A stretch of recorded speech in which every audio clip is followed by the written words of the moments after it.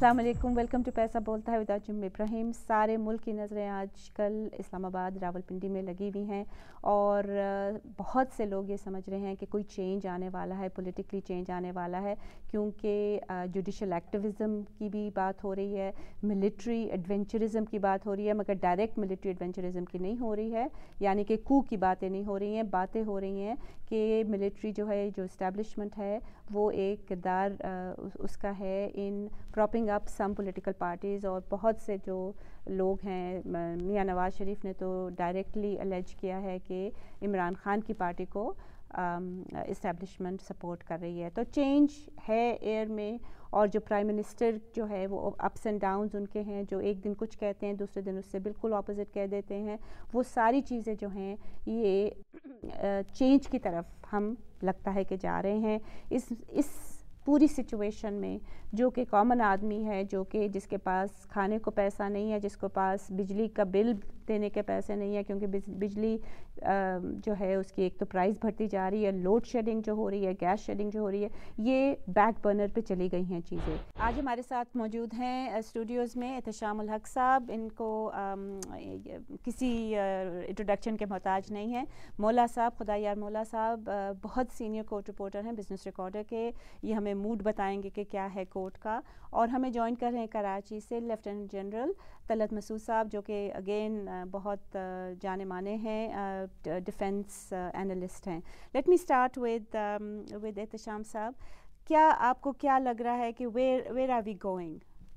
in terms of politics, because economics so we are not going anywhere as long as یہ political uncertainty رہتی ہے۔ اب جس disastrous path پہ ہم چلے ہوئے ہیں کچھ دنوں سے، بہت سارے لوگوں کا خیال تھا کہ اس کا فائنل جلدی ہو جائے گا، اور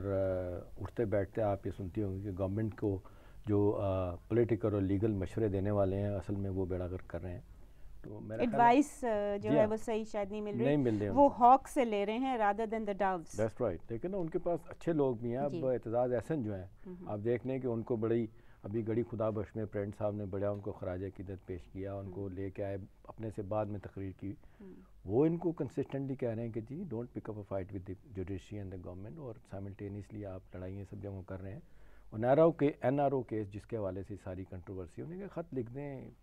پتہ اب جو ہے جی کنٹروورسی، اب تو میرا خیال میں این آر او سے بھی آگے چلی گئی ہے، میمو گیٹ سے میرا خیال میں آگے چلی گئی ہے۔ اب تو فوکس ہے کہ کسی طرح وہ جو specially Pakistan Muslim League with in parliament کوئی ایسی موو کی جائے، ویدر وہ سکسیڈ تو نہیں کر سکتے میرا خیال میں، ان کے پاس نمبرز تو ہیں نہیں۔ اس سٹیج پہ پھر اگین میں یہی کہوں گا کہ جس نے مشورہ دیا کہ جی بجائے اس کے کہ آپ کو بیچ کا راستہ تلاش کریں، آپ نے فیصلہ کر لیا کہ ریزولوشن لے کے آنا ہے، اور پھر آپ نے این پی کے، اگرچہ میں نے دیکھا ہے کہ ان کے کولیشن پارٹنر بھی جو ہے نا وہ ڈسٹنس کر رہے ہیں اپنے آپ کو، اسپیشلی میرے پاس ریزولوشن پڑی ہوئی ہے یہاں، ریزولوشن میں بہت جنیرک ہے، کوئی اسپیسیفک نہیں کیا کہ ہم پی پی کا نام نہیں آیا، گورنمنٹ کا نام نہیں آیا۔ میں یہ پڑھ کے آپ کو سنانا چاہوں گی، the house endorses and supports the efforts made by the political leadership. مطلب ہے کہ یہ بھی نہیں کہ گورنمنٹ، لیکن اس میں انجم کیچ یہ ہے نا، دیکھیں کہ منڈے کو اس نے پیش ہونا ہے، ابھی انہوں نے روک لیا ہے، ٹھیک ہے، فوری طور پہ اس پہ ووٹ نہیں کیا انہوں نے۔ اب مگر اس کی وجہ فرق تھی، اس کی وجہ یہ تھی کہ چودھری نثار جو تھے وہ اٹھ کے چلے گئے تھے نماز کے لیے، اور انہوں نے کہا تھا کہ ہمیں ٹائم دیں کہ ہم اس پہ ڈیلیبریٹ کر سکیں۔ ابھی اس میں آپ دیکھنے کہ جو پی ایم ایل این بھی ڈیلیبریٹ کرے گی، اپنا نقطہ نظر لے کے آئے گی، ایم کیو ایم والوں نے صاف کہہ دیا کہ ہم آپ کے ساتھ اس کنفرنٹیشن موڈ میں نہیں جائیں گے، مگر انہوں نے کہہ دیا کہ ہم لیگل، ہم لائرز کے پاس جائیں گے۔ اچھا یہ بھی دیکھیں، ابھی یہ بھی ایک امبیرسمنٹ ہے انجم گورنمنٹ کے لیے کہ آپ کے کولیشن پارٹنر جو ہر جگہ ہر بات میں آپ کو ہاں کہتے ہیں، تو ان کے اپنے ویسٹ انٹرسٹ بھی ہیں کہ آپ کے ساتھ رہیں، لیکن the way you are trying to pick up a fight with everybody، government سے بھی، اپنا جوڈیشری سے بھی اور فوج سے بھی، تو انہوں نے بھی کہا یہ ٹھیک نہیں ہے، تھوڑا سا اس کو روکیں۔ تو میرا خیال ہے منڈے تک دیکھنا پڑے گا، اور پھر آپ دیکھ لیں 16 تاریخ بھی دوسری طرف آ رہی ہے، یہ بتائیں گے کہ بھی وہاں پہ سچویشن، وہاں پہ جتنی گرم ہو رہی ہے، وہاں پہ حالات خراب ہو رہے ہیں۔ میرا خیال ہے ابھی بھی وقت ہے، یہ 2-3 دن ایسے ہیں کہ ان کو چاہیے، پرائم منسٹر خاص طور پہ دیکھیں، پرائم منسٹر کبھی انجم خود بات نہیں کیا کرتے تھے، ابھی ان کو کیا ہو گیا، بیٹھے بیٹھے اتنے عجیب و غریب سٹیٹمنٹ لڑائی والے کرنے۔ وہی جی basically I think he is listening to the hawks جو ہے۔ Let me go to Talat صاحب۔ طلعت صاحب، جسٹ کوئک کویسچن کہ آرمی کا کیا موڈ ہے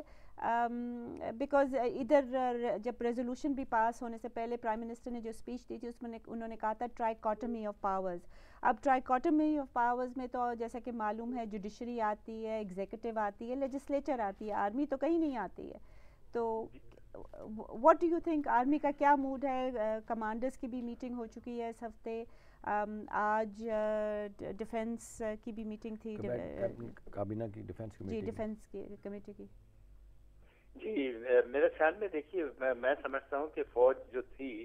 وہ تو ظاہر ہے اس کے تعلقات اور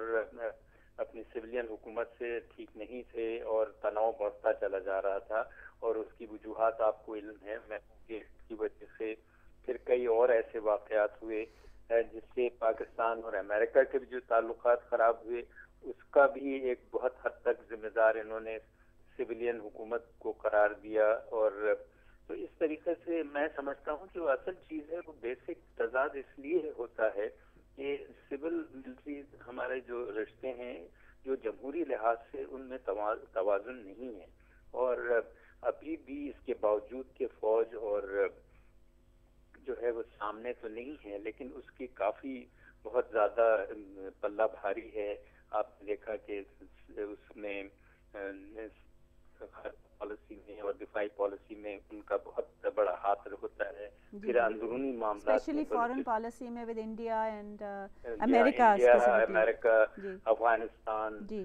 ہر ملک سے, چین سے بھی, اور اس کے علاوہ جو ہے بلوچستان کے بارے میں بھی پالیسی, پھر ان کے کچھ خیالات اکانومی کے بارے میں ہیں. تو یہ تمام چیزیں ایسی ہیں جس کی وجہ سے مسلسل اختلافات تو رہتے ہیں, کیونکہ ہماری جو فیصلہ سازی ہے اس میں کوئی ادارے جو ہیں انسٹیٹیوشنلائز نہیں ہے فیصلہ سازی, اور یہ اس قسم سے ڈیسیشنز لیے جاتے ہیں, فیصلہ کیا جاتا ہے. مثلا بعض چیزوں پر صرف فوج ہی فیصلہ کرتی ہے اور عمل درآمد جو ہے وہ سویلینز کو کرنا پڑتا ہے. تو ہر لحاظ سے یہ ایسا سچویشن بن گیا ہے کہ اس میں مسلسل بحران جو ہے وہ آتا رہے گا. تو میں یہ سمجھتا ہوں کہ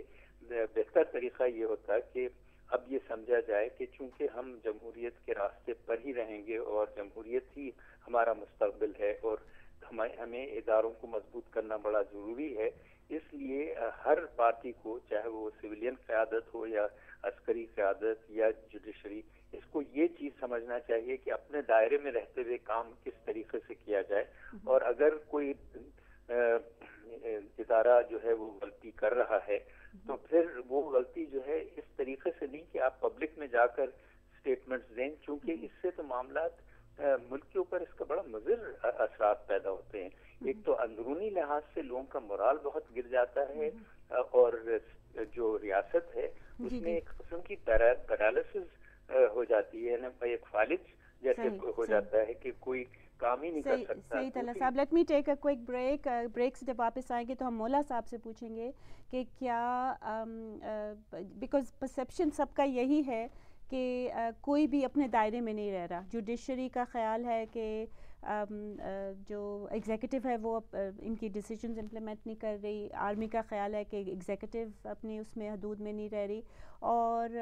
کوئی نہیں سمجھ رہا کہ کوئی اپنے حدود میں کام کر رہے ہیں. اصل مسئلہ but let's take a break and we'll come back and we'll go to Maula صاحب.